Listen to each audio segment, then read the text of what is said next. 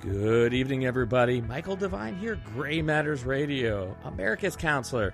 That's right, you've probably been missing us. We're gone. It's like twice in a month we've actually had a chance to take a break, and we've skipped an episode. I mean, out of 39 episodes, we've only really missed 2 whole kind of weeks. And so I'm sorry, I have to recharge the batteries, and I am America's counselor, in addition to, well, a licensed counselor in Ohio, so I had a lot kind of going on. So I'm sorry, folks, but I know we've missed a lot, but we're here. We're back, and we're ready to roll, rested up, right? That's right, my man. Bill Reed, Armchair QB, what's up, buddy? How's vacation? Don't say my name on the air. I thought we agreed to this. Come again? Your name is literally on your website. It's literally on your website. I had to change it for legal reasons. You understand? No. I don't understand. Hans Christian Andersen. I think this is kind of like Luxembourg. The normal laws, don't apply in the gray. So, that ain't gonna fly. And my listeners are sure as hell not gonna buy that. Oh, I mean, it makes sense. You're America's counselor, so you took a little vacation on America's birthday. I know. Went down. We'll allow that. I know. Yeah. So went up to Cleveland. I know Cleveland. It was amazing, wasn't it? Did you anything fun up there? Yeah, that's my wife's family is up there. So we just we hung out with the family. They had a big little family reunion, which is interesting. I just can't go to a family reunion and just go to a family reunion. So I came up with this whole alter ego. Did you pretend to be a millionaire? Yeah, actually, a German millionaire. So my name was David Dopenfresh. So it's like Dopenfresh, you have a little tilde over it, and it's German, and so Dopenfresh cleaners.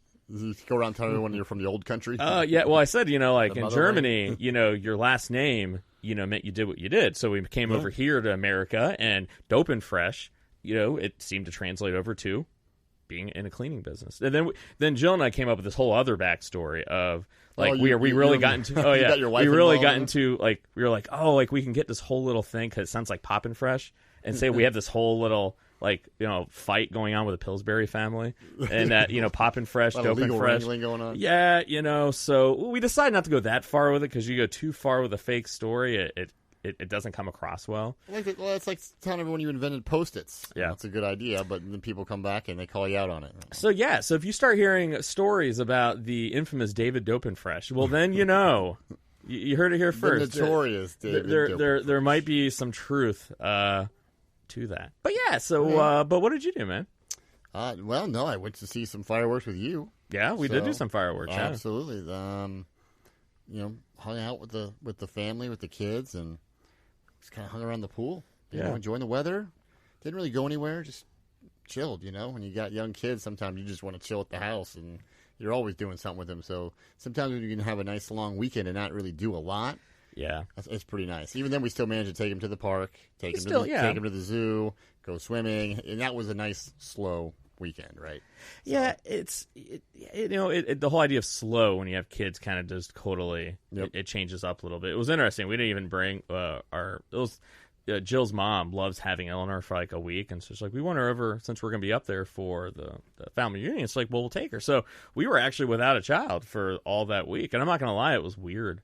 Yes. Not having the kid waking you up in the morning, 4th of July with having to worry about, literally there's times where oh my God, where's Eleanor? Oh wait, she's not here. It's ingrained kind of in you. Then you have a few cocktails and you go, Eleanor who? We have kids. we did maybe have a long night one night, and I remember waking up, it was probably 10:30, and we were sitting there when was the last time we actually slept into 10:30? I don't know. I honestly couldn't tell you the last time I did that. It's been years and years. Well, I'd be lying if I said it felt great, because we maybe had overdone it a little bit on 4th of July. So it wasn't this is awesome. Because you have no child. You have no kid, so it was cool. It is what it is. You have to take advantage, because you're like, I might not ever do this again. I don't know. Maybe they'll never, So you got to go balls out. All of a sudden you're 18 again. Yeah. Your parents are gone for the weekend. It hurts. And you have an open liquor cabinet. It's best when you're hungover and you don't have to worry about a kid the next day. So there was no gray area of that day. It was we were straight up hungover. So it was a lot of fun, right? But it's back to work, though. We had a little break, and a lot has kind of happened. I mean, it's weird. Like we take a couple weeks off, and then it seems like a lot of things happening. And I try not to do work on my weeks off. I'm like, hey, I'm not going to do anything. But that's good. But I mean, it's when you're kind of in this business, you're constantly watching and reading and keeping up. So I've been taking notes, and so we have a lot to catch up on. So what we're gonna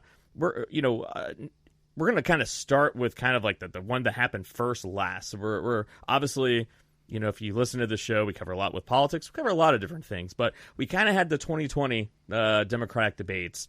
And so I know we're going to have a lot to talk about with that one. But there's a lot of candidates. So there's a lot, yeah. So we'll save that one for kind of last, but we'll kind of start more kind of present. So yeah, let's kind of dive in here. So, but I do also want to welcome in. We have a random cast of characters coming here to help us out here in a great. There's some characters. America's Counselor sure as hell can't do it by himself. Two really can't do it. So we got Murph, the Magic Tone, back in the studio again. Hi, what's up, buddy? Murph. He's a man of few words, folks. And we got our good buddy Chavo. Chavo, what's up, buddy? Hey, how's it going? No, not good, man. He's the best color man in the league for nothing, folks.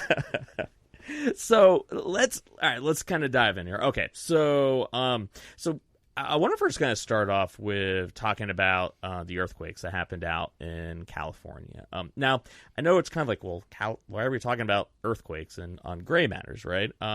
Well, one of the reasons I want to kind of bring it up is because in all this discord that we get into in this country, there's a lot of dumb arguments we get into. People will pick arguments, they'll pick issues that really aren't the biggest issues, but it's an issue that resonates with like a voting base. It's a hot button topic, and they'll make it like, this is the worst thing ever. And I get it. I'm not naive. I understand politics. Like a crisis at the border, which there may or may not be. But this is a great example of how so much of the stuff that, and at least on the political discourse in this country, we spend so much time worrying about something or making an issue about something. It's dire too, right?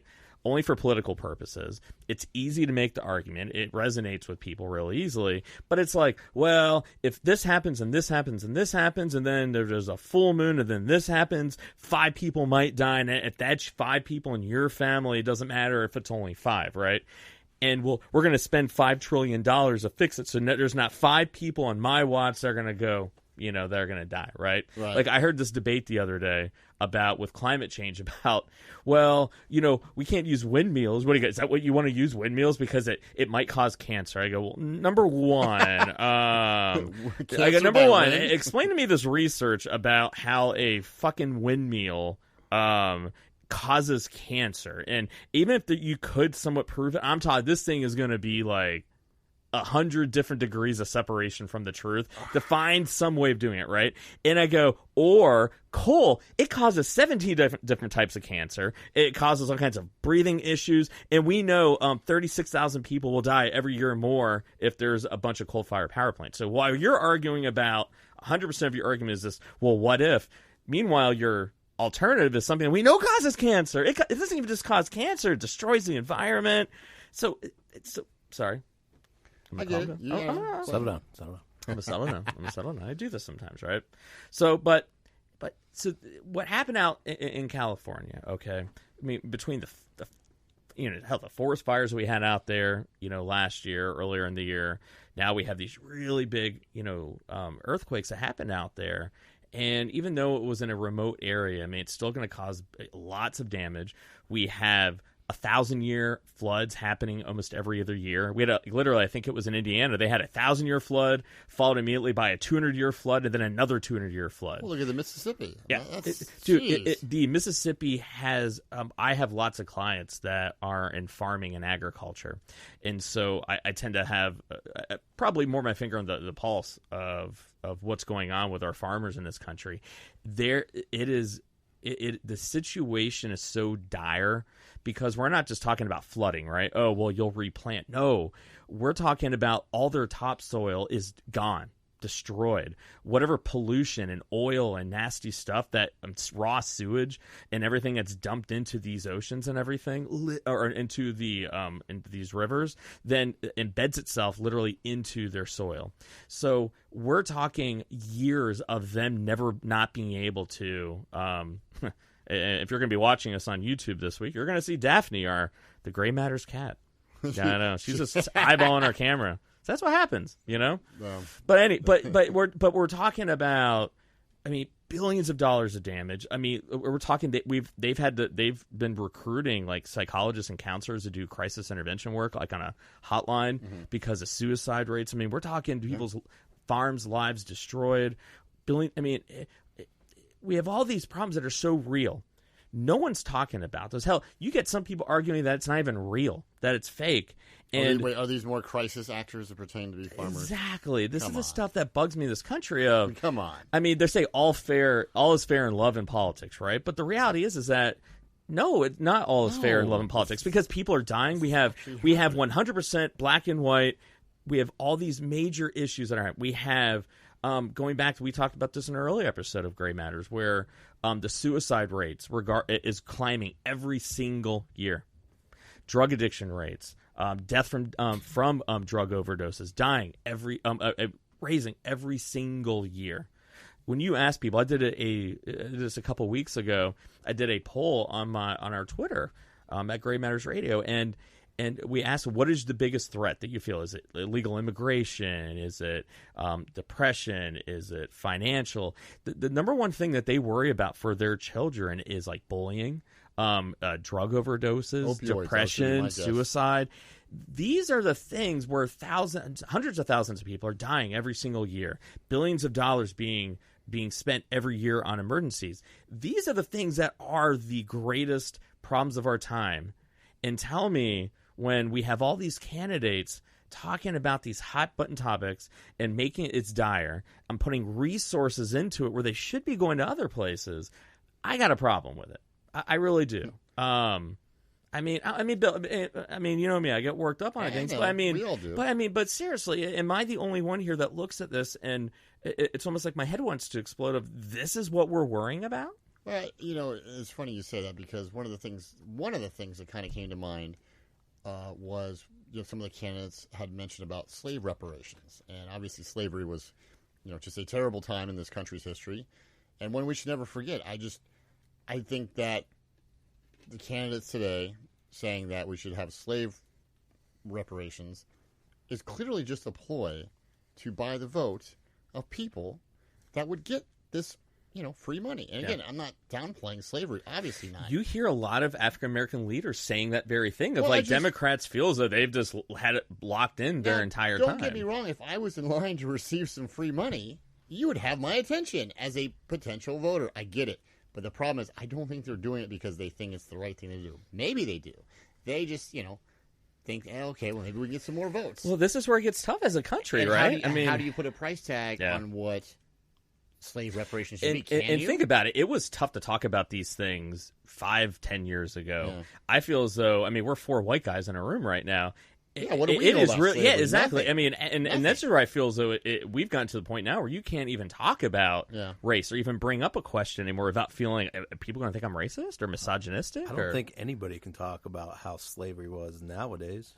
No one can. Nobody's experienced it. Well, I think if we weren't, as a country, like $22 trillion in debt, and Chow, and you and I kind of talked about this earlier, I wouldn't be against reparations or having universal health care or free college tuition or forgiving debt and stuff like that. But the fact of the matter is, as a country, 22 trillion in the hole, like, if we were up 22 trillion, I'd be more open to that. I just look at it as dollars and cents. Dude, Forget about what's right or wrong. So I think it's starting, in the next year or two. Imagine all of our households, okay, if the majority of our income went towards paying off credit card fees and credit card loans and debt.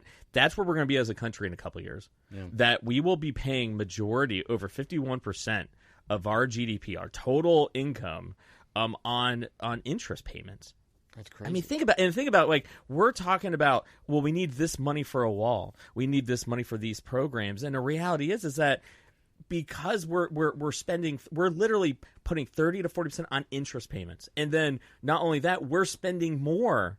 We're spending more than what we were. It's getting worse, and no one seems to. So what happens when 20%? We only get to keep 20% of our income. Our politicians they're kicking the can down the road. Yeah, They have for decades. Yeah. I understand it, and that's the problem. Eventually, it's going to be like the the hot potato game. Eventually, somebody's going to get caught, or musical chairs. Eventually, somebody's going to have to, whether it be us or our kids or our grandkids or so on and so forth. Eventually, if something doesn't change, it's just a matter of time. I don't know how long it's going to be. Yeah. Is that a year from now? Is that 100 years from now? And I don't know. I mean, like Murph. I mean, the things we all care about different things. All of our lives are different. So when I'm sitting there going, I can't believe the things that these politicians are focusing on when there's so many other bigger issues. I mean, do you think I'm just being Mike D and just overreacting, or do you even sit there and kind of go like, dude, this is like, even when you look at your life, do you feel as though that we're focusing completely on the wrong things? Oh, I agree with that. I mean, I think it's just a big popularity contest. What can I put out there to get your attention? Yeah. I'll say some stupid stuff just to see what happens. Yeah. See if it'll stick. Yeah. I mean, Chav, what do you think? I mean, because I'm really curious, Chav, what you think. Because Chavo, for those you don't know Chav is like an anomaly, right? Chavo was like very intellectual, very smart. I mean, dude always is reading. I mean, the dude, even though he'll get on a rant of something, he knows his stuff. Usually but then he's Browns. also this very down to earth kind of like I don't know, you want to call it a light blue collar kind of guy, and so what do you think about this, man? I mean, going all the way back to you talking about the earthquakes. I spent this holiday weekend home here in Columbus, and I had a couple friends whose wife had family in town, and they are from California. They were here when the earthquake hit. Oh. And as they were saying, this is normal for them. This is something they expect.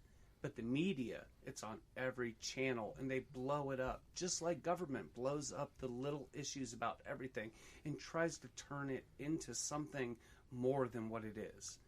Where they were telling me, I could never imagine living in the Midwest. Tornadoes? I've heard that more than once, yeah. So I think it's time for everybody to focus in on their small demographic in the situation and geological area they live in, whether it be political or weather related, and grasp that and think of it and educate themselves on it. Because thinking about everybody else in the far out regions is a good thing, but to focus on it heavily where the media wants to exploit every awful thing that occurs everywhere, it creates so much stress and anxiety on everybody that they can't focus on the immediate issues that need to be taken care of in their own environment and community. That's the playbook. I mean, the playbook is to create intense emotion that's going to make it to where you pay attention. And let's be honest that it's I can't exactly say who's going to be publishing it, but we'll just say that I'm crossing my fingers that my next book I'm going to be working on, and it's on this very topic of what happens to human beings when we evolve and develop around an environment that we're in, and what are the downstream consequences of it. Just like a lizard who doesn't have a food source, it's only underwater, develops a bigger chest cavity, and so it can dive underwater more. What happens? And I think what we're seeing is that our attention spans have gotten so short that even when something awful happens, it really is in one ear, out the other here. Next day, something news happened, maybe, or yeah, you got it. And so, and politicians and the people, I mean, they hire psychologists. The people understand this, so they're going to pick the ones that are going to resonate the most. Because you could get candidates up there talking about things that are like really like legit. No one's going to pay attention. They're going to think they're boring. They're not, they're not. They have enough bravado, and that's literally what happened. And so, this is where we find ourselves, to where we have every day we have all these very legitimate things that literally should be in our top 2, 3, 4, 5 most important things that we should be focusing on as a country, where we need big solutions. Like, we need to all be on the same page, coming up with solutions, and we're not.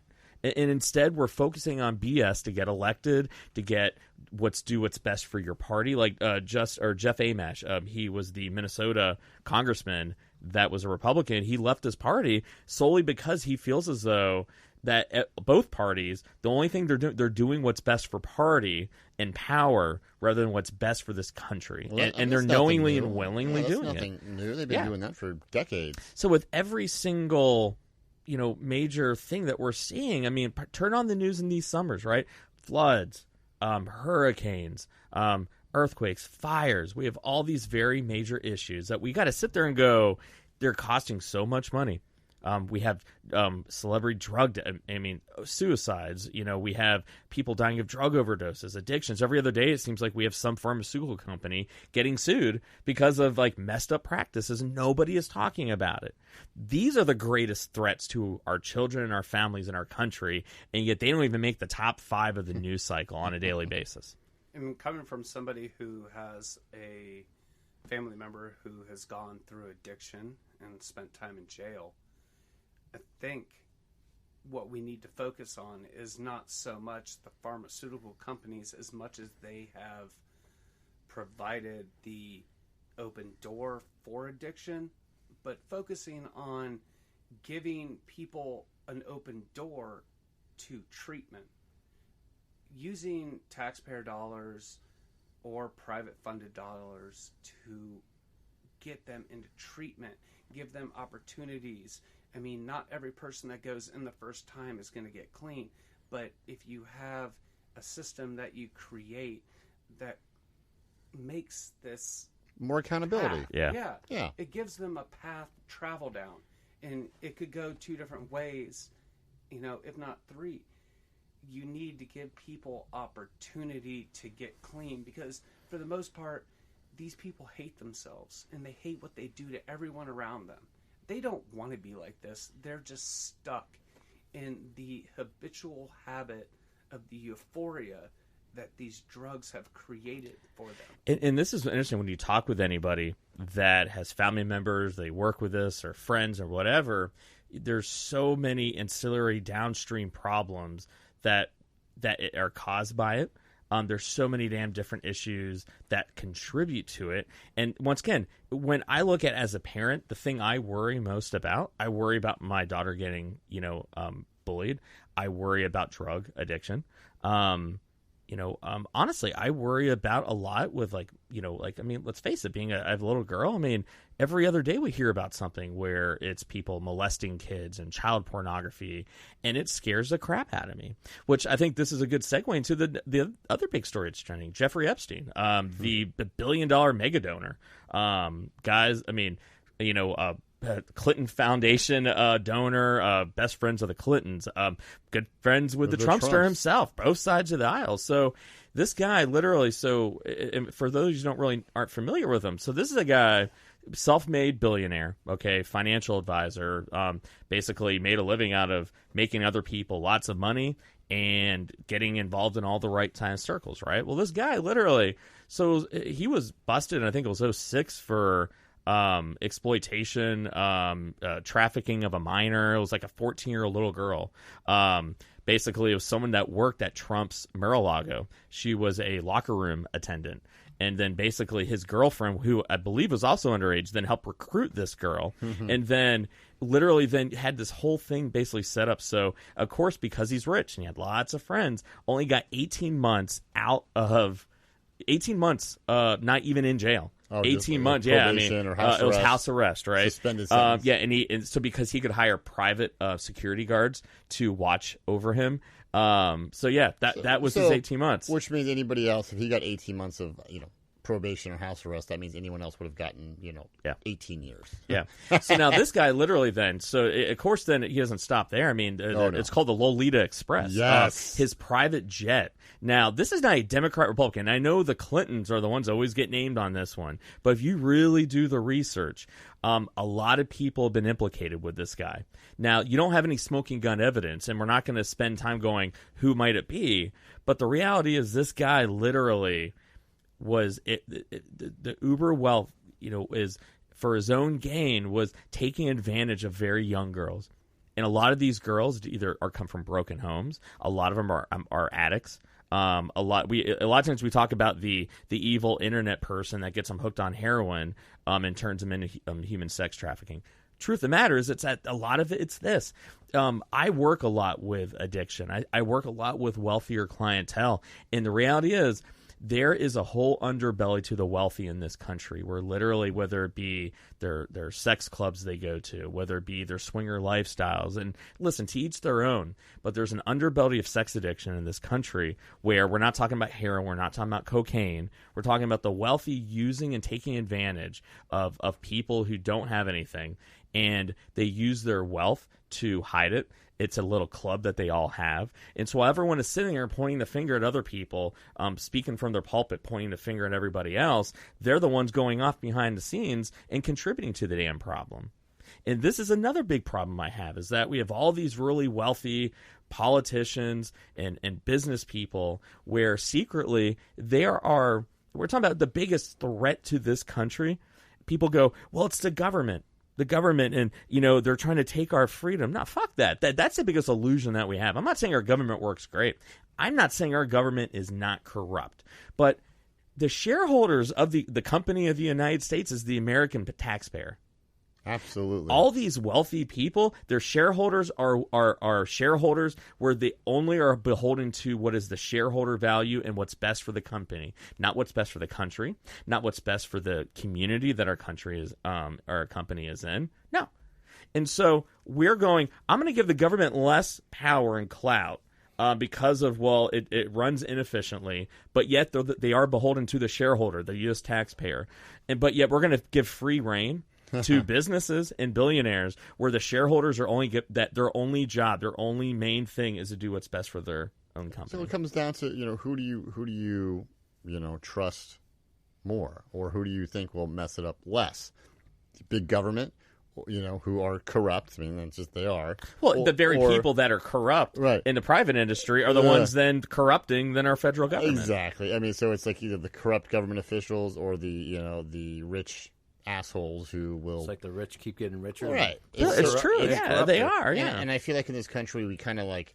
That's why I think we go back and forth between Republican and Democratic presidents so often. Is I think after 4 years or 8 years or 12 years or however long it is, we have a Democrat in office. Let's say, then people start saying, "Okay, you know what? I've had enough of this big brother government corrupt nonsense. Don't know what they're doing. Let's get someone else in there who's going to deregulate some shit and let basically let the horses run free." And they do that for 4 or 8 or 12 years, and they go, all right, that's kind of run its course now. We need more government intervention. I kind of feel like it's almost like you get too much of it. It's people don't know what they want because both sides, when it's going good, it's good. Yeah. But as soon as it goes bad, people are like, see, I told you. I knew that they would screw us. Yeah. I knew it. Well, it's just like the whole back and forth of the Clintons and this Epstein guy. I mean, it's been the whole thing. And then literally what came out then today when the guy got arrested was in 99. Trump is literally in a magazine. Love him. I'm sure he'll say it's fake news. It wasn't real. But literally saying, he likes the guy. He's great friends with him. He's a really good guy. He loves women about as much as I do. He just loves women that are a lot younger. Literally, it's not quote. I can't make this shit up. And so it's just, and once again, I'm not trying to say Clinton was better than whatever. It's like, no. They're all crooked. You can't get to be president. You cannot get to be a billionaire and not be crooked as shit. And the problem is, what you have to do to get to the top, you're so crooked, you have so much dirt that they're always going to use it against you. You can't literally do what's right. Yeah, it's pretty hard. It is really hard. And so who are we fooling here? We're all arguing with each other about what candidate is it, what candidate. It's like, dude, they're all fucking corrupt. It's like once they get to the top, then they want to kind of buy forgiveness, and like that's when you see them like donate, money to charities, or they start, erecting, buildings for the Boys and Girls Club or whatever it is. Did you guys ever see a movie came out maybe like 10, 15 years ago? Had Denzel Washington. It was called Inside Man. It was a bank robbery movie. Yeah, real good. Yeah. Well, there was an older guy in there, and he was like a millionaire or billionaire, and he was like they show all these awards on his office wall of him, like all the donations he gave, and how he was just this great outstanding citizen in the community, upstanding citizen, and he just gave all this money to charity and tireless efforts, and he had like awards from like the Jewish. I don't know, probably the Jewish Association, if that's even a thing, and blah, blah, blah, blah, blah. And he was an older guy. And at the end of the movie, it came out that he got rich by doing business with the Nazis during World War II and helping them, like, take the Jews' property and all this stuff. And he's like, yes, I was young and ambitious and blah, blah, blah. And, I made a terrible mistake and I've been trying to buy my soul back ever since. That kind of reminds me of some of these billionaires where it's like, what have you done to get there? I'm not saying all of them, but some of them have, like you said, have done some pretty crooked shit. And if it ever came to light, man, they would be taken out to the town square and be hanged. And that's the reality. And a lot of times we get hung up on, well, what can you prove? That's circumstantial. Right. It's like, well, it's hearsay. It's all hearsay. And it's like, yeah. Plus, you're going to make a lot of enemies. So you're going to have along the way if you become that rich and successful. So a lot of people are like, yeah, I knew that he was doing this. He was, stealing that, or take your pick, Sure. It's just mess. It's fine and good to have enemies and make plenty of enemies. But once you have blood on your hands, that's unforgivable. And that's the thing. You see it with a lot of them. I think you see it. I mean, you even saw it with the Clintons. I mean, at one point in time, I think they really did believe in what it is that they were doing, but it was just one thing, another thing, another thing. I mean, we saw it. I mean, that's why I loved House of Cards. I mean, it was great show, at least up until the second season. I never really watched that show. What happened? Well, spoiler alert. Go ahead. Kevin Spacey got booted off the show. Yeah, that kind of ruined the show. You think? Yeah, but they really did illustrate, though. I mean, what happened? Did they explain that on the show, his absence, or did they? I didn't watch the third season yet. Oh, yeah. Okay. But it's just the whole idea, and this is probably a good segue into our democratic debate, of trying to really figure out. I mean, so if you don't like Trump and you're going to go in a different direction, I think, Bill, as you said it best, is that we keep just going back and forth, and it's just one side of the coin. They're different sides of the same shitty coin, right? It's just different types of shit, right? Yeah. And so it's like, if we are really going to vote for somebody, we're really going to get someone who's going to be different, what really is our answer? What really are our options? Now, I'm going to try to go around the room here. Like, even before we even dive into what we thought about it, if you didn't even pay attention. Like, Murph, if for you, like, what are the most important things for you? Like, if you're looking at a president right now, what matters to you most? What do you care about? Like, what is it that you want to see different, or what is it you want to see more, better of? Like, jeez, I just want to see better. I don't want to say it like this, but politicians, I don't know. Yeah. So what does that even look like? It's hard to say that because they're all corrupt. But yeah. Right. Anyways. Yeah. So what does that mean to you, though? Like, what does a better politician even look like?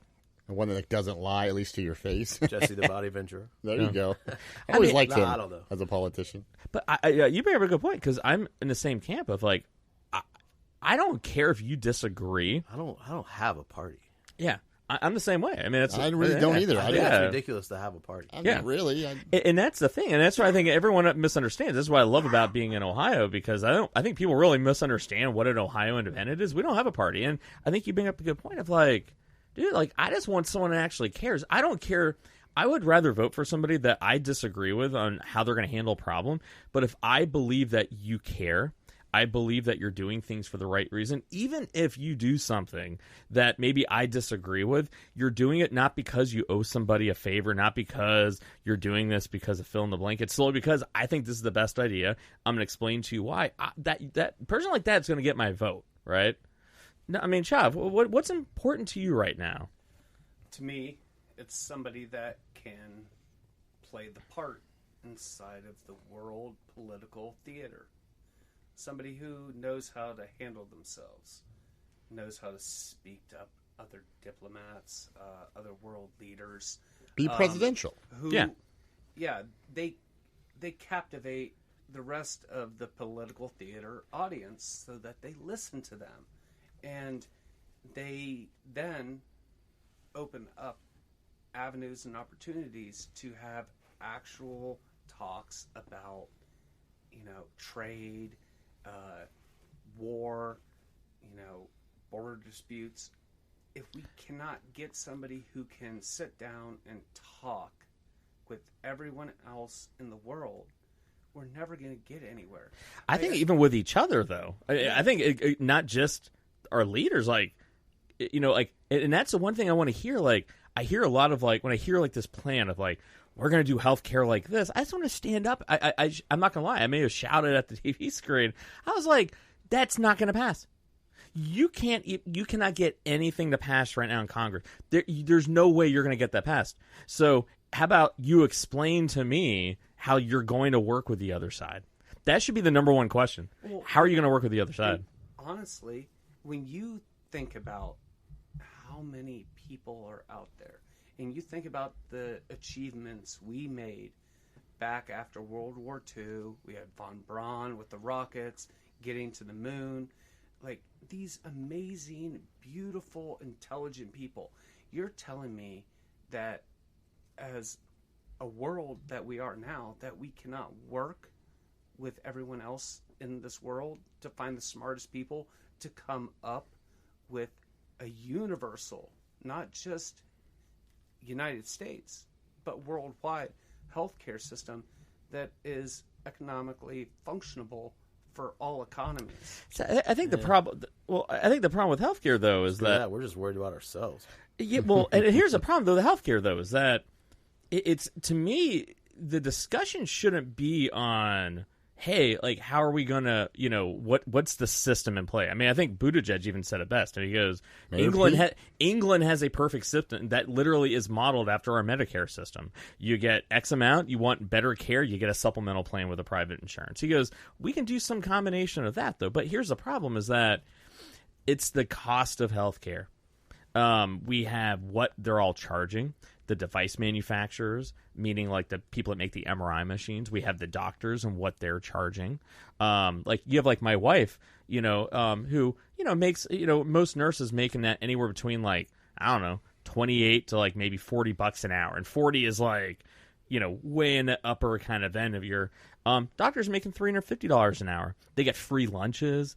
They can do whatever That's they all I want. Want is the free lunches. Forget about the literally, an hour. they get some lunches they and I'm on get, they board. get pay, the pharmaceutical companies will pay for them to go. They can't give them money to prescribe something, but they send them on trips. They'll send them on right? trips. Yeah. They'll give them stipends to be a teacher for it. T-shirts, hats, bumper stickers. Yeah. That's the biggest problem.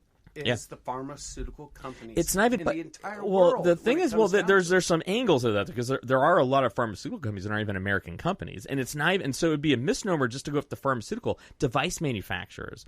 They're involved all with it. The hospitals, the doctor, everybody, and then you have the fraud.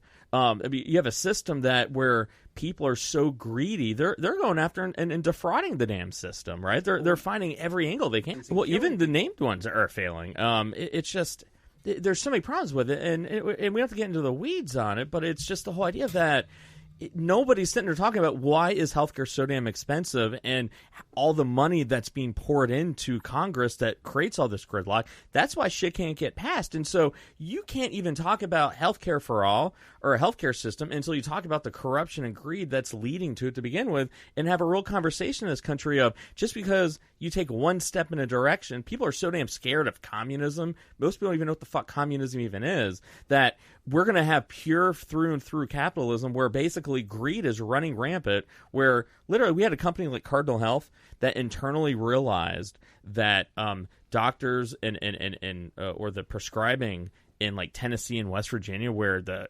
freaking opiate bomb went off, they knew that the numbers were completely off, that they were fraudulent, or basically they pretty much knew that people were medication seeking, it was addicted. And so they internally knew, and it was on record, they internally knew that this was wrong and they were supposed to cancel the order. Not only did they not cancel the order, they fulfilled it. They partially canceled it, but then fulfilled it under secondary order. They still went and did all this stuff. Let me ask They you something. knew it was wrong. They knew what was happening. Let me ask. They knew it was happening, and they did it anyway. Let me ask you guys something here, and because I think we all agree the opioid addiction in this country is outrageous and has just gotten Ohio, everywhere. Everywhere. Right? Yeah. Now, let me just to play devil's advocate, and I don't necessarily agree with this, but I'm curious on your guys' thoughts. Do you feel that people that are addicted to this, right, and these pharmaceutical companies, these drug companies, the makers of it, whoever you want to, the doctors, whoever we want to maybe kind of blame as well, in this country, you have the right to kind of do what you want. Do you feel on any level that, the makers of this drug and the doctors and the pharmacies and anyone else, they're just kind of giving the people what they want? Granted, what they're giving them is terrible and poisonous and will kill them. I get that. But they're not forcing people. They're not tricking them into, right? Cigarettes? Well, I mean, yeah, they kind of are. Cigarettes, alcohol, other drugs. So I mean, if you people really choose. so OxyContin. All right, so this is a perfect example of it where it's like, no, they are cumbersome at fault. I mean, I think it's terrible. I'm just playing that devil's advocate. So here. OxyContin was a drug that just literally that was the one where if you really want to trace back, I mean, opiates and there was always going to be that problem, right?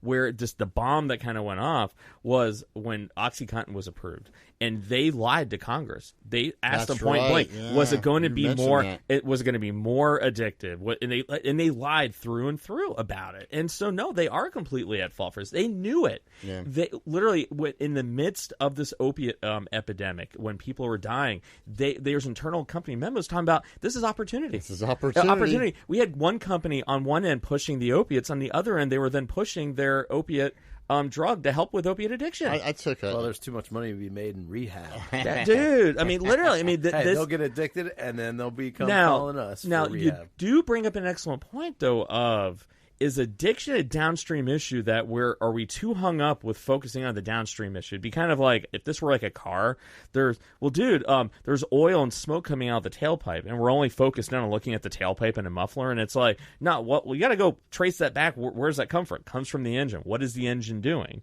Let's understand why the engine is throwing out so much smoke, right? We're not looking upstream. What is upstream? This is what my book actually is going to be about, is that what is upstream is that there's society is toxic, and we're creating a generation of people who don't want to feel anything, who hate their lives. They're miserable, they're hopeless, they're desolate, and a lot of these are the people that are getting hooked on drugs. And the most vulnerable is our teens, our youth, who have grown up in all of this, and they're miserable, they're unhappy. No one's asking the question of why is it we have an entire generation of people, whether it be young to old, that do not want to feel anything. And now, out of all those Democratic candidates, how many of them actually address this? How many any candidates are talking about That's it? what I mean. None. But that's what I'm saying. Zero. I mean, I watched it. I don't know if Murph, you watched it. I'm Chubb. I mean, how many candidates talked about the upstream problems of anything? Versus how much time did they talk about race relations? Race relations. Yeah. How terrible Trump is. Yeah, I mean, literally. I mean, oh my God, that was really it. I mean, that was kind of like I didn't watch it, but you guys are saying this, and you just watched it, dude. With us telling you that, that's so ridiculous that you talked about crap like that. Yeah, but I mean, that's what they literally, I would say 70% of it was the damn border. I was just saying, in the policy. border, and the thing that they had the thing like they asked the Scotch a question of, well, should every illegal immigrant, because it's the all liberal, raise their hand. And I'm sitting there going, wait a minute, all right, let me get this straight, all right, so. We're gonna have people who are not even citizens in this country, here illegally, are gonna get better benefits than me. Well, it's not that you don't want to help others out. Yeah, I want to help people. But I'm not saying turn them. All I'm saying is, what the fuck? If every American, I want to be an illegal immigrant. If every American was taken care of first, and we had something left over, again, if we weren't $22 trillion upside down, and we were up $22 trillion, it would be a different story. Now, Biden made a great point, though, of like, we should be having a discussion about, let's send it back. It's going to be cheaper to develop programs and work with the people to send them back home. We had a caller on one of our, it was our first, 6th, 7th episode, where we asked him point blank, would you rather go home? Yes. Would you be here right now if you didn't have to? No. If things change tomorrow, would you go home? Yes. They would go. They don't want to be here. But does that responsibility fall on us? Yes, because we're the ones that our policies are the ones that put these people in power in the 60s and 70s. So we did it for our own gain. We don't want to hear. You want a politician, be a parent in a room. Go, listen, we created this problem. We installed people in the Middle East, in South America, Central America, people that were beneficial to us, that would allow us to do what we wanted to do. Anytime you're going to elect somebody that's going to let a foreign power do what's best for them, that is not best for your own people. They're thinking about other people. Thinking about themselves. Yeah, we created this problem. We broke it, and then now all of a sudden, like, oh, it wasn't me. What happened? What happened? It wasn't me. How many billions of dollars are we spending over in the Middle East every year? Well, there's oil there. There's oil over there. I understand that. And we did. And what did Colin Powell tell George Bush? You break it, you buy it. You want to slow down the immigration issue? Start investing that money into the South American governments that we can help reinforce, train them, and enforce laws. That's what Biden.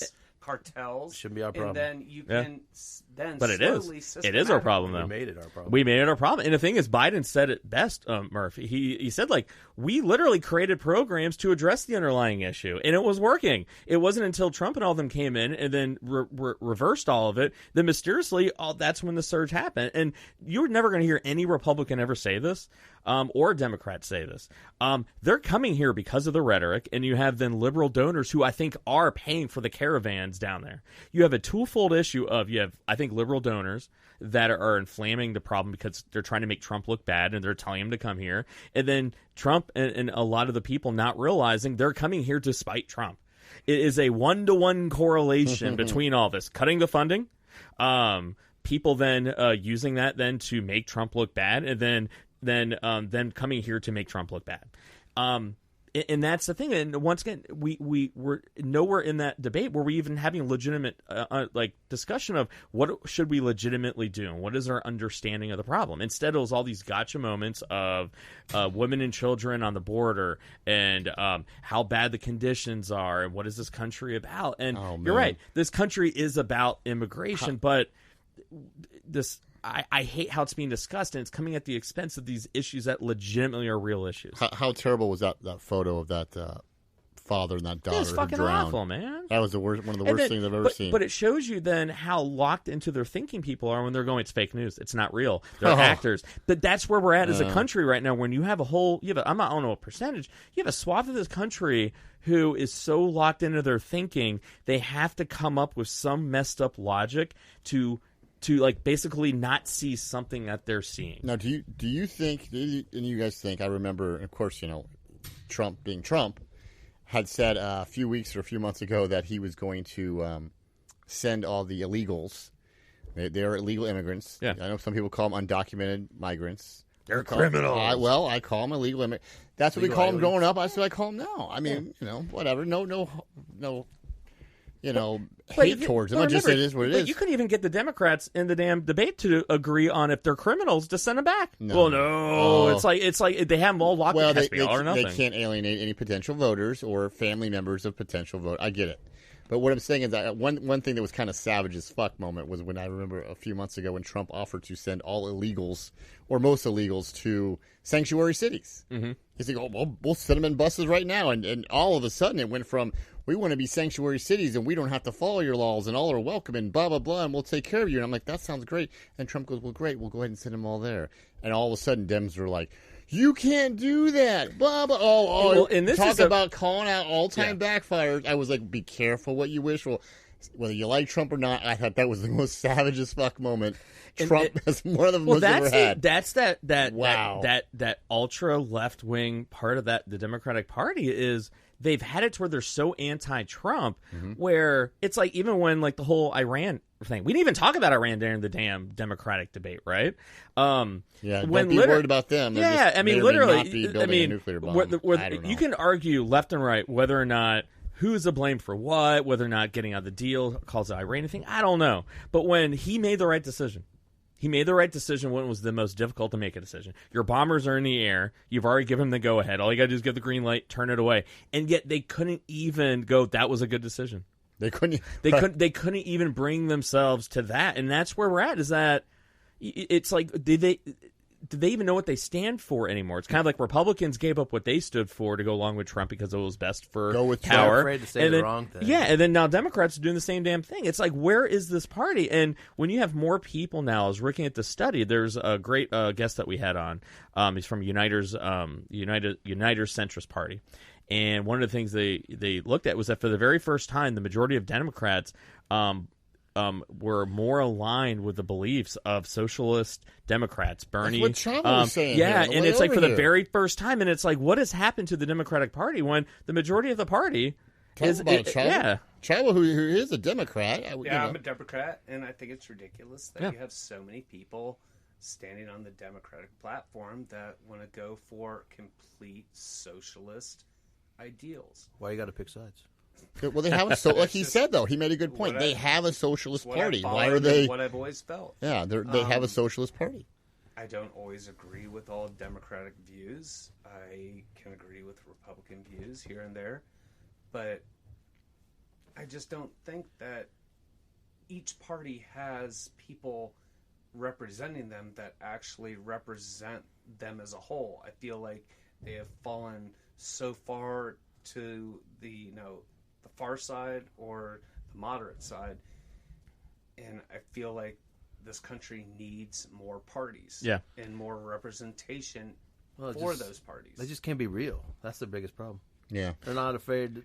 They're afraid to say or step on somebody's toes. Can't tell the truth. Yeah. They just want to get on a platform that's more secure, and then use it to. At least Trump kind of keeps it real a little bit. Well, that's the thing that no Democrat wants to admit. Like, and it's baffling to me is that if you want to beat the guy, you first got to understand why he won. The guy won because even if you disagreed with him, at least you knew like you knew where he stood. I think I knew at least. I think I know where he stands, right? Yeah. And he had the balls to do it, and I respect that. I don't like the guy as a president. I think there's 101 different ways for him to accomplish what he wants without doing what he does, and the divisiveness. But that's the problem is that I did not see a candidate. I mean, I don't think I saw a candidate up there that I thought was real. I mean, the one person that had like some authenticity, but like totally then took a moment. And then when one interchange ruined it for me was Kamala Harris. I was like, damn, this girl, dude, she kind of scares me. Like I think she can go after Trump. When she went after Biden for a voting record from fucking 50 years ago when the country was radically different, right, and went after this guy that if you look at what this guy has done for civil rights, the guy was a running mate to the first black president in the history of this country, who has literally been like, you pick one issue and then turn the firing squad on and willing to cannibalize them. That was just like, wow, this party is so lost, so completely run amok, so out of control, so dearth of leadership, so clueless as what this country needs, wants. It's like, I did not see anything in any of those debates. Any one person went, wow. The one guy I kind of dig that I think is really intelligent is Buttigieg, but he's so damn boring. And when he talks, it's just like, come on, man, like have some passion, have some charisma. And the dude's super smart, but he's not ready. The dude's mayor of South Bend, Indiana. Like, I'm sure it's a lovely place, and I love Notre Dame. But dude, there's no way he's ready, right? And so then who's next? So we got two socialists. We have Bernie, and Bernie doesn't have the same fire that he did 4 years ago. He's rehashing. Yeah, he's rehashing the same damn arguments he made before, and shit that has no chance in hell of passing. He's missing. I don't know what it is. It seems, and maybe he'll gain more traction, but it seems like he's missing something that he had during the last election cycle. I think he's a one-trick pony. He literally has one belief, and it doesn't make any sense. I disagree with every college kid. We talked about this a couple weeks ago. I don't think every college kid should have their loans forgiven in free college. No, you need some skin in the game. I do believe that there should be universal health care. It might take 20 years to get there, and you need to why is it he keeps hitting something that has 0.0% chance of passing? I mean, literally, 0.0%. So we had a debate that was worthless, where literally they did more damage to their brand. Each candidate did more damage to themselves. People stood out for all the wrong reasons. And then the people that then maybe stood out a little bit or started to then totally then went in a direction that showed their true colors. And I want a president that is going to be president for all of us. Trump's biggest Achilles heel, he's only president for his base. If you didn't vote for him, he's like, fuck you. I don't give a shit. Either with us he does or not give us. a shit, all right? Yeah. And that's where I also then see with the Democrats is that they have a base. They have a very, very particular base. And they serve that base. And they want to do what's best for that base. But then what happens if you're white middle class with college loans? We don't make enough money for Democrats to give a shit about us. And we don't make enough money for Republicans to give a shit about us. We get shit on. And yet we can't talk about it. We can't talk about, well, what about the health care for us? I mean, yeah, I have health care, but I'm still paying up the ass. That's not fair. I pay more percentage of my income to health care and taxes and whatever. And yeah, I make decent money, but I'm also spending a shit ton more money. No one is talking about me. I can't talk about the whole idea of like, I don't want illegal immigrants to have free health care when I would like health care first. I work my ass off, right? I don't want free college. I worked my ass off for it. I'm going to pay my loans back. Well, then can I get a break? Well, I think you kind of, you definitely hit the nail on the head there. And I'm going to say right now, I don't think any candidate is going to win the White House, any candidate, using or playing the race card. No. And saying, it's not going to happen. No. Even if you believe it, it's just not enough. There's not enough there, I think, to propel someone to a victory. Shouldn't even have to go there. Well, I'm not saying some of the things she was doing just true. fine. Like, if you watch the whole thing, she was fucking tearing it up the second she turned on Biden and then trapped him into it. And then Biden showed his true colors then, not like from I love Joe Biden. He came across as so old. Like, he was slow. He was fumbling over his words. Trump is going to just annihilate the guy. I mean, he literally, it was like almost like deer in the headlights. He had no idea what to do. It's like catching your kid red-handed, and they're trying to come up with a lie, and they can't because the evidence is that good. Well, the one thing I can say is that Joe Biden and Kamala Harris actually have a very close friendship. I don't think anymore after that. I think he was more caught off guard by her. Oh, he said that, yeah. Very aggressive attack, and it kind of took his words away. And the thing is, the leader though. They got to attack the leader, right? Yeah. But the thing is, though, the thing is, Trump is going to throw shit at him that he has to think on. So to me, that was a litmus test of, I think he's beyond his time. I love Joe. If it was 4 years ago, I think he would have been. He came across as like, I think he is too old. And I was not thinking that at all until that debate. Now, can I change my mind? Yeah, it's so damn early. This debate was just worthless, right? This was a debate just to whittle down to the next 10, right? Oh, the clown car pulled up, and out came 50 candidates. But it was just... when you look at Trump, and then you look at most of the Democratic candidates, most of them are articulate, well-thought, educated. I mean, Elizabeth Warren, I kind of push more towards socialist, but she's getting there. Extraordinarily financial, brilliant mind. No, that could do a lot of good for our government. And Biden, I feel, could do a lot of good things for our foreign relations. Trump has caused so much turmoil within the country, unnecessarily too. I mean, just constant. But that's because everybody bashes him. But Trump is screwed. I see everyone's kind of going, "Oh, Trump's a fighter. This is why he does it." No, it goes beyond. Trump is all right. Trump. I mean, I do think he's a little older, and I think he's a little kooky. But all right, who in her 70s? I think Trump knows exactly what he's doing. No. Trump is backed into a corner. I just think he's a narcissist. Well, he is, but every president is, right? No doubt. No argument for me there. Trump is trapped. Trump knows if his base, the way that it is. If he changes his tone, he loses that 30%. He can't win enough people in the middle and win an election. His only hope is to keep doing what he's doing, not piss off enough of the Republican base, try to pull enough of the independents. That's what he's doing. He's trapped into it. He cannot change his tone, right? And if Democrats were smart enough, they would realize that he technically has a winning recipe. You can just go non-divisive. Some of the things that he believes in is actually legit. It's just you got to find a way, and none of them have shown me anything. Well, I think their problem, is that in order to win this nomination on the Democratic ticket, I think you're going to have to be the furthest left of center. Yeah. And that's the way it's going if you start watching more debates. You're going to hear more rhetoric as time goes by, is you're going to hear people going further and further left. Yeah. And that's what it's going to take, in my opinion, to win this nomination. Well, and the problem is going to be is whoever wins the nomination, whoever it ends up being, whoever it is going to be so far left and have been so far left for months and months that now they're going to try to appeal to those like us in the middle, right?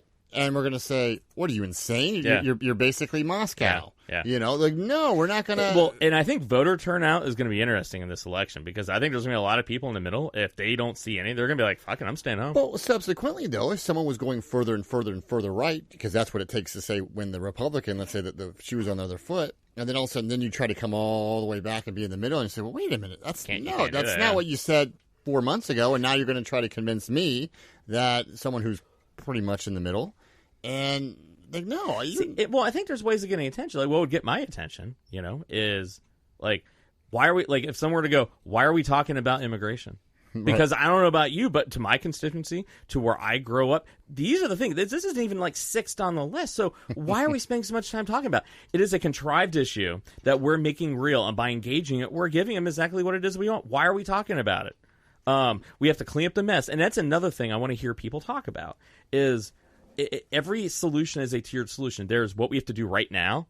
And then while we're trying to like kind of put duct tape around what we need to do right now, what are we doing then to fix the underlying issue? Every solution is a twofold issue. Where everyone gets hung up on is short-term or long-term.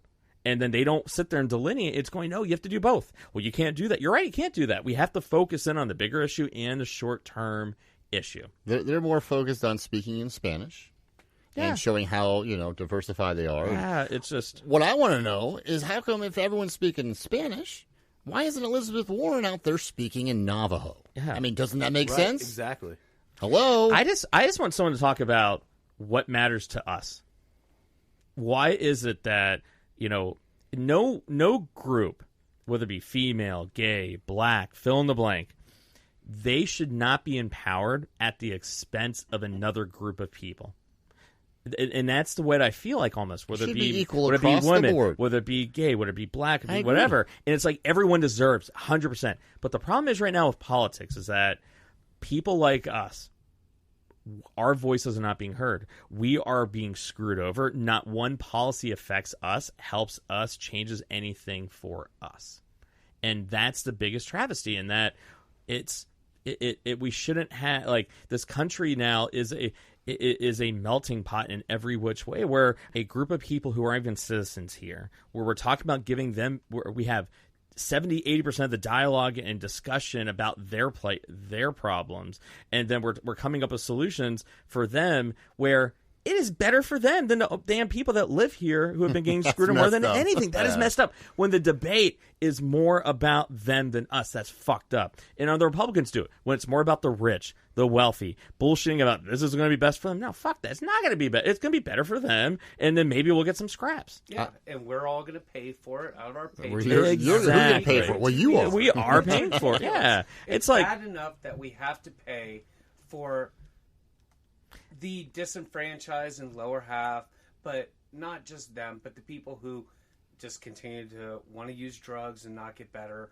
who don't want to get jobs, who want to live off welfare and everything. It's bad enough to pay for that, but then you want us to pay for the illegal immigrants that want to come into this country and get. The thing about we're paying more. We're paying more for our products, our health care, because it puts money into pockets of the wealthy people. Everything is about what is best for the wealthy, and now we have another group where it's what's best for the people that have shit. Well, I got some shit. I got a little shit. Well, then the majority of people in this country have some shit. How about you give people with some shit more shit? And then why is it the people who already have more shit they can ever do anything with? Why do we make it easier for them to have more shit and then give them more shit, hoping that they're going to then maybe throw some of it to us? Like, it's fucked. And I, for one, am sick of it, right? Sick of it. I'm sick of it. And the thing is a lot of these people that are trying to immigrate through the southern border, they're not even Mexican. They're Honduras, Guatemalan, Central American. Yeah, man. Then why don't we help strengthen a little bit, or foreign relations wise, work with Mexico? Because here's the simple reason why no one cares. Allowing them to just walk. But through here's the problem. Country. I had Stelzer on the show. I asked him that. He goes, "I don't give a shit. I don't care. That was so 30 years ago." The bottom line is people don't give a shit. I didn't do it. You know what we need to do? You know what the solution is here? Shit, then they're just going to continue to come. They don't, and that's the whole. That's what's broke. Let's focus on a country on the other side of the world and them doing all their shit and blowing themselves But this up. is what's broken in this country, is that is broken. You can't have a discussion when I don't give a shit. Bottom line, when I literally cornered, we have a good friend named Dave, and he did not believe in climate change at all and doesn't know shit about weather, right? And I explained to him, he didn't understand about how every argument he came up with was wrong. He had no idea how money was even put towards the research. And you know what it boiled down to then? When I took away every argument, I just don't believe that we have the ability to have that effect on the environment. Just because you don't want to believe it doesn't mean it's not true. Like, the bottom line is it is true. Well, I just don't believe that. I go, you don't know anything about weather. You're denying the fact what everyone else already knows. And now it's like, because you don't want to believe it, I'm just not going to believe it. I'm not going to believe anything.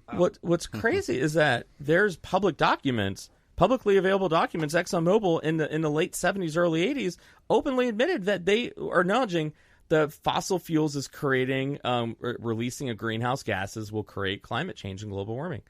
They internally have acknowledged it. Why is it? Was that along with the documents of when the cavemen fought the dinosaurs? Potentially. Wow. But that's just where it's just crazy. But this is where it's so frustrating, I think, as a country. Real quick before we get off the subject, immigration. And I've said this before. My feeling is the solution to the immigration problem. Okay, first of all, it's not the immigrants themselves. It's which immigrants. And I know you're saying, what does he mean? It's terrible. I think the solution, in my opinion, is to secure the border. I mean, secure the bitch like it's no tomorrow. Put up a wall, put up armed guards. I don't care. Keep having immigrants, right? Have more immigrants. Let the right immigrants in. What's wrong with vetting these immigrants? And I don't care what country they come from. I don't really care. I mean the thing is, like, Europe does that. What's wrong with only letting in immigrants that have certain work skills or that have some kind of I don't know, net worth, or have some kind of trade, or something that is beneficial. Well, I mean, I don't care, and I don't care what country it's from. They can all be from Mexico. Here's the problem: we're not talking about legal immigration. Legal immigration is set up like that. Well, we have the way the H-1B visas. But that's why I think sometimes it gets confused when you want to secure the border. People automatically say, "Well, you don't like people of another race or another religion," which is not true at all. What I'm saying is, you can't let a flood of people in who have little or no job skills, don't speak the language, have no money, but those are also, and then wonder why they're. But those are the very people that are coming in here regardless. Because here's the deal, man. Like, we got to secure the border, and we're gonna wrap things up here, you know. But here's the problem, though, is that the whole all right, Mike, we're gonna do better border. We're gonna build a fucking wall. Great, they're coming underground.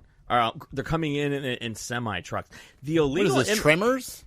Dude, they're you gotta look at, man, dude. They have freaking they have oxygen tunnels. They have, dude. Look at El Chapo, how he escaped from prison. They are gonna find a way in. And to me, investing $30-40 billion on a wall is like a smoker sitting there going, well, can I have something I can inhale that protects my lungs from the cancer? I changed the light cigarette, so I'm okay. and it's like while we're wasting money on something that's not going to solve anything, right? We could be putting that money to the actual upstream issue. We need to reform immigration, hands down. You're right. Europe has been doing that for God knows how long. If we're only going to let in certain types of people, right, where we have a need, right? But the thing is, it's not legal immigration; it's illegal immigration. There needs to be a solution that's temporary. How are we going to fix a temporary humanitarian crisis and issue? And then how are we going to fix the longer term issue? And you're going to have a path to citizenship for those that are here. You got to, right? Well, not for all, but for those that qualify. And if you're a criminal, get the hell out.